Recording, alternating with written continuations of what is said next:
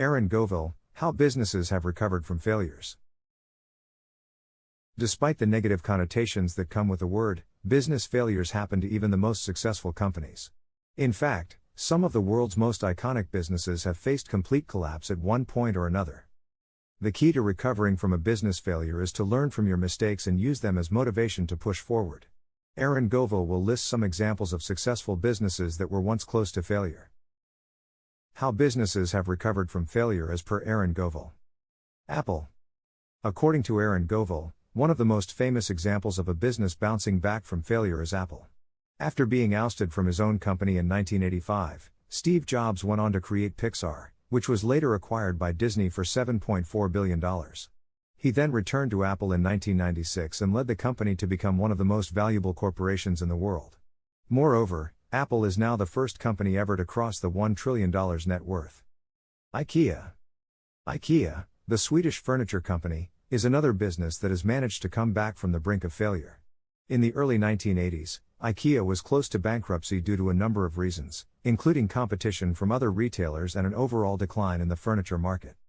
However, IKEA was able to turn things around by streamlining its product range, investing in advertising, and expanding into new markets. Today, IKEA is one of the world's most popular retailers. Virgin Group. Another example is Virgin Group, which has been behind some of the most successful businesses in a variety of industries.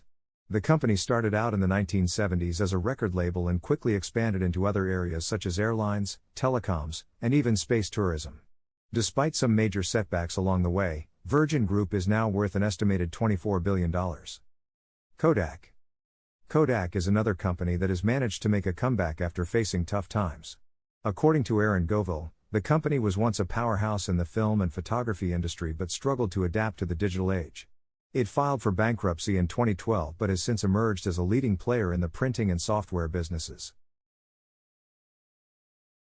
Common factors in recovering from failure. There are a few key factors that all businesses need to focus on if they want to recover from failure. The first is to learn from your mistakes. It's important to take a step back and analyze what went wrong so that you can avoid making the same mistakes in the future. Another important factor is to stay positive and motivated.